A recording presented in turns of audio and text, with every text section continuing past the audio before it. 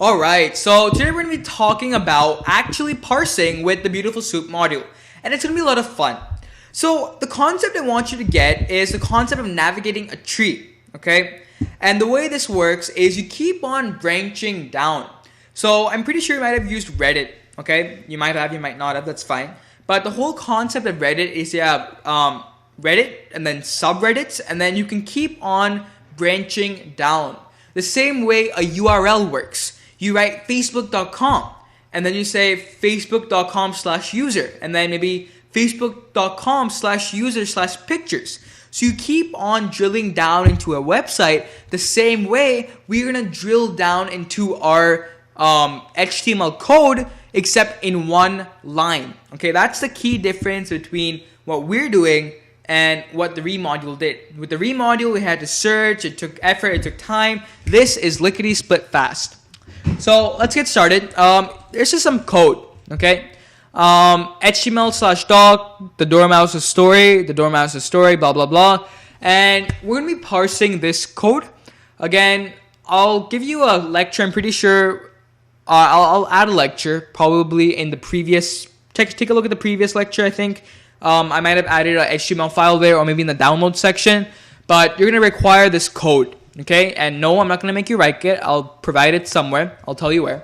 So this is our HTML doc. We have these 3 quotation marks. And if you remember back in the commenting section, what do those 3 quotation marks mean?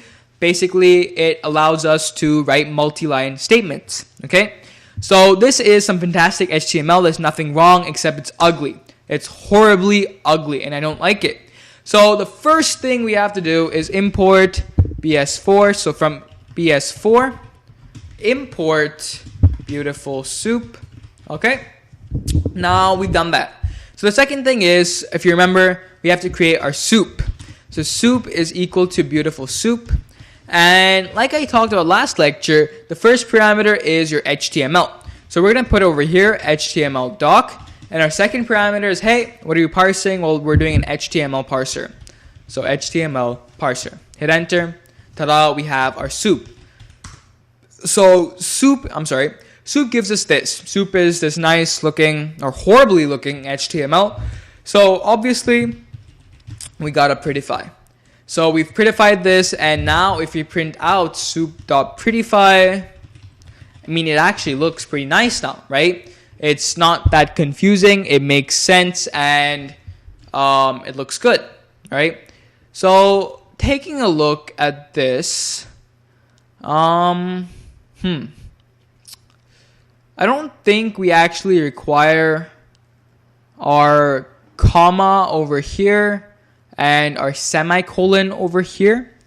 That's just something I'm taking a look at with my code. So I'm going to reinitialize my HTML doc and delete that because we actually don't need that. Or actually, no, I see why. Nothing. Never mind. It's part of the English sentence. Cool. So we got our HTML code. All right. We have our HTML head. We have our title. We have our body. We have our whole A tags. These are anchor tags. If you don't know, these anchor tags are links. And our goal is today navigating. So understanding how can I access each part of this HTML doc. Let's get started. First thing first, tags. So always with Beautiful Soup, you can always navigate any HTML doc using tags. And if you're wondering how, the concept is quite simple. For example, if I want to find out, hey, what's the code I've written in the title of my doc? I do something like soup.title. So as you can see, it's returned me title, the dormouse's story / title. So that's exactly what I wanted, right? I searched for the title tag, I got that. What if I search for soup.head? If I want to get the header tag, that returns me basically the exact same thing as above except with the header tag. Cool. What if I wanted, maybe the body? What's in my body? So soup.body, and I can get whatever is in my body tag. So I think you're slowly understanding, hey, this is how Beautiful Soup works. What you can do is you can drill down by accessing these tags, right? Soup.title returns me the title of the doc. And you might be thinking now, can I drill down even further? Absolutely. So if you're wondering, well, looking at this, I want to get, let's see over here. Give me a sec. I want to get this bold text, okay? So this B tag over here means it's bold. If I want to say, hey, what's the bold text in my body? I can say soup.body and then, soup.body, and then I use the B tag. So again, it's a whole concept of tags, subtags, and then, it continues. Subtags, subtags, and so on. So soup.body.b returns me all the bold tags in the body of my soup. So the Dormouse's story. Alright? Using a tag name as an attribute will give you only the first tag by that name. Alright? What that means is, for example, if I say soup.body.a, what do I get? I get the first link or the first A. I get Elsie. I don't get Lacey. I don't get Tilly. I'm only going to get Elsie.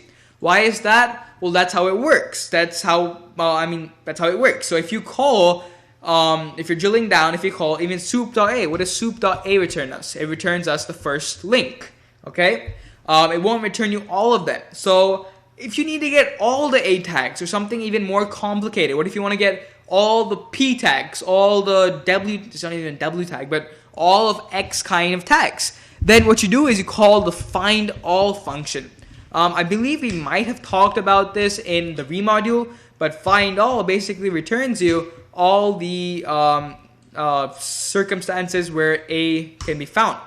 So as you can see, it has returned us an array with all three of our A tags. Isn't that cool? So you can say maybe array is equal to soup.findAll A, and then you can say array 0, array 1, and array 2.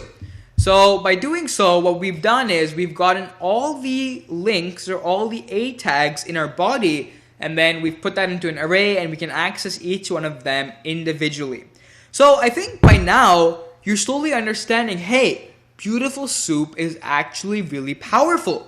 So instead of all that, cut and paste, trying to find how many characters ahead, characters behind, cutting sentences, stuff like that, all we have to do is drill down into our HTML code using tags, using specific search terms, stuff like that.